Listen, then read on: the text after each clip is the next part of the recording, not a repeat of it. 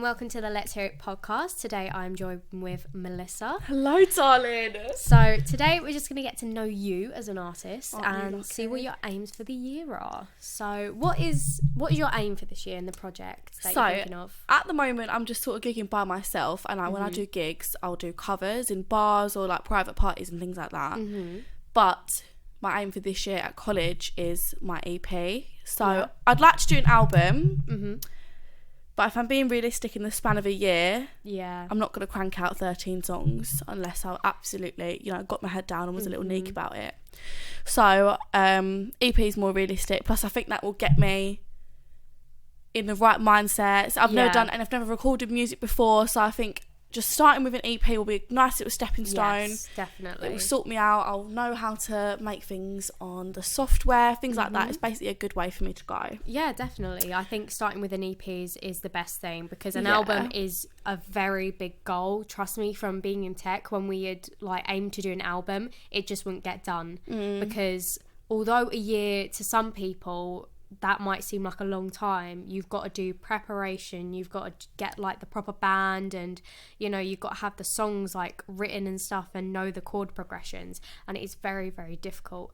But today we did some of your work, which went really well. Thank you. I mean, the band that was rehearsing earlier, we talked about that in Kaya's interview, they did really well, and obviously we were in the studio and we were figuring out the chords and stuff and getting all this special little sounds for your song, which I think is going to sound really, really, really good. Thanks.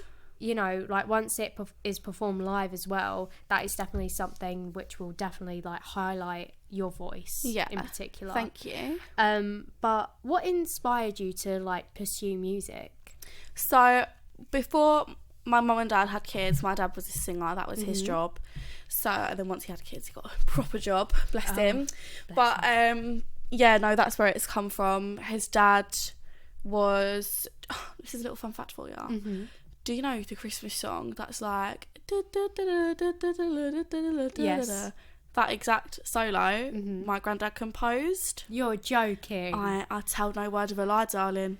That's amazing. So that was my granddad. So he played piano for, who did he work with? Elvis, Tom Jones. What the hell? That was his crazy career. That's amazing. And then my dad was a singer. He was in a little duo with his best mate. Oh. They sang around, sing around the towns and everything. Oh, that's so They cute. do that. And so my whole family, my sister writes on the piano. She sings, but she's got a very different voice to me. She's more of the soft and country almost. Yeah, I definitely My get brother that. is he only sings comedy skit songs. Oh, really? Bo Burnham and Oh dear. I can't swear on this podcast, can I? It's alright, I can rip And it out. things like that. And things like that, And yes. things like that. So you're all very different and individual. It's in your very own way. different. I'm a pop girly. Yeah, do you know? I'm a pop definitely. princess. I mean, the song that we were practicing today, it was a Christmas song, and it's so, how did I explain it? It's more sophisticated rather than Bubblegum pop. Bubblegum pop, yeah. It's more sophisticated because it has a lot of meaning behind it, and usually Christmas songs, it's just Christmas is soon, and yours literally tells a story. Thank you. I I think that's my thing though, is my story. I think even when we're recording Perfect in White tomorrow, that's a song about a girl who turned down a proposal and now he's marrying someone else, and she just thinks, God, what have I done?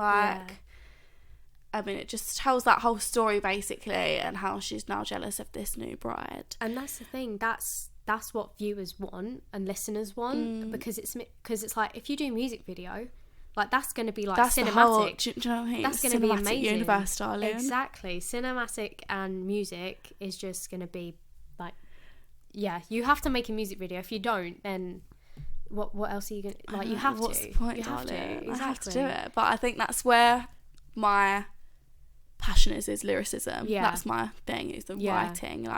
My notes app is chock-a-block, darling. Yeah, I definitely get what you mean. Yeah. So what would you say, who is your favourite artist and who you admire, really?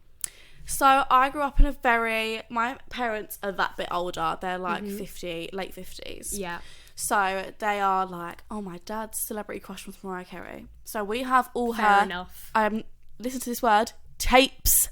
We have all her tapes, right, of her like performances and things in our garage, because he was like a little super fan. Oh, bless his heart. It was like his proper celebrity crush. oh my god. So that's all I listened to was her in the house, and then my mum was just like a radio kind of girl. My mum's not a singer, she can't sing for her life. Oh dear.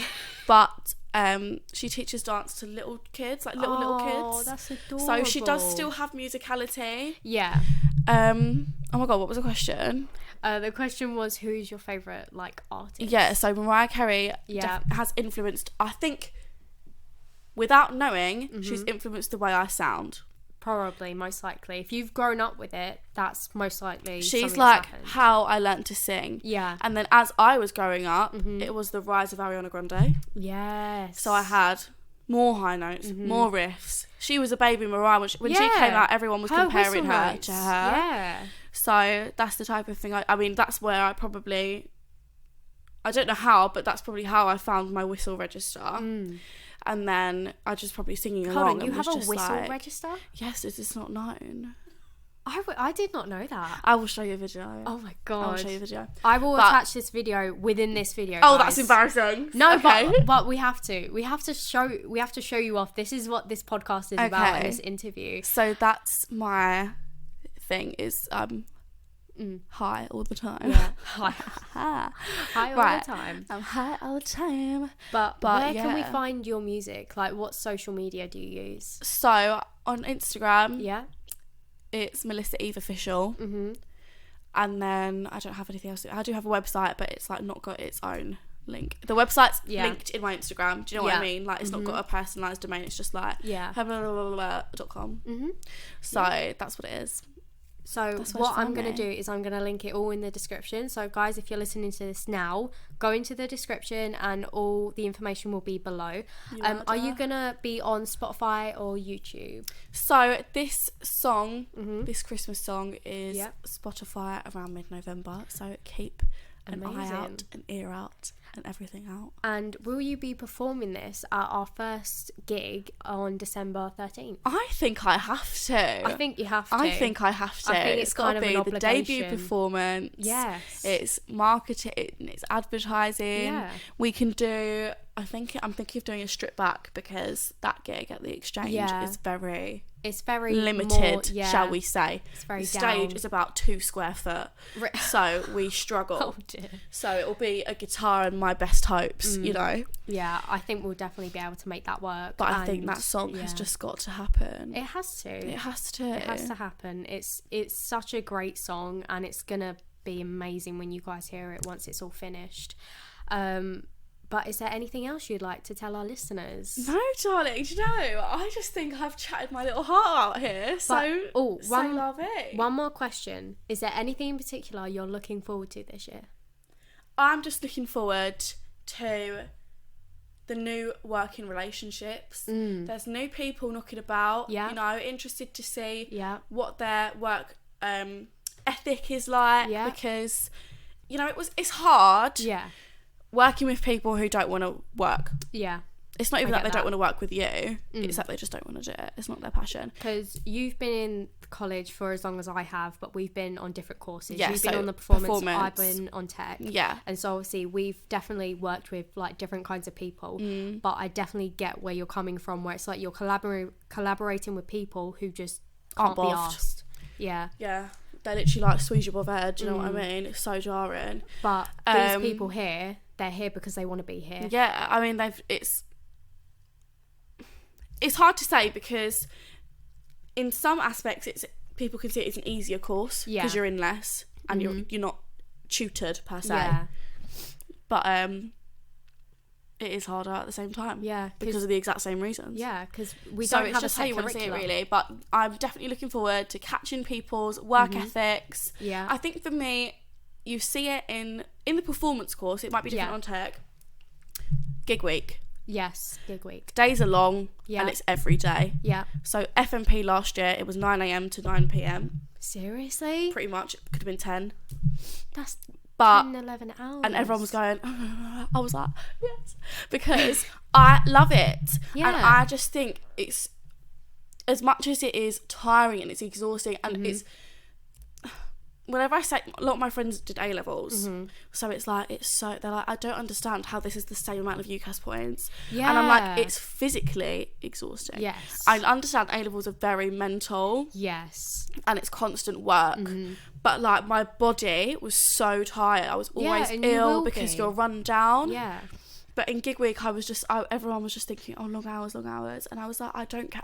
I'm happy to be here as often as possible. Yeah. I just love it. So I think that's the work ethic as well. To me, it's my passion. So I want to be working at it all the time. Exactly. And I think people on level 4 would agree with me. Yeah, definitely. I think all of us want to be in as much as possible, but we also want to know what we're doing, because as you said, we're not really tutored. There's not really a curricular like thing that we have to follow. There isn't set tasks. It's literally, what do you want to do, how are you going to do it, and it's your own planning. And it's so independent, because obviously we're all above the age of 18. We're 18 and above now, and it's be an adult, you know, like before it's sort like yourself out. Yeah, exactly. It's like, show us that you can work in a working environment, and you can set out a timetable and a schedule for yourself and others, and make those decisions for yourself.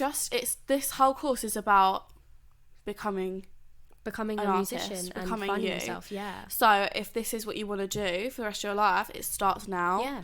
So you just need to get your life together. Get your shit together. Okay, yeah. Get your shit together. Yeah. And do it. Sort it out, yeah? Exactly. Because we ain't playing. No, we are not playing we about. are not playing at all. We are not. I like how you tried to say ain't and then decided that's not for me. We are not playing. I know. That's how we you are not changed playing. it. I just go back and forth on what grammar I'm going to use. Yeah, no, that's fine. But I'm just so excited. Me too. I think I've done it for 2 years. Yeah. It was my absolute lifeline. I was struggled so much in secondary school, and I just came here and just thought, oh my god, like this is it. This is your where I'm calling. meant to be. Yeah. It was just so like, oh god, I get so emotional so quickly, because Yeah. it really is like, It's your lifeline. Yeah. And this is going to be your life now. yeah, man.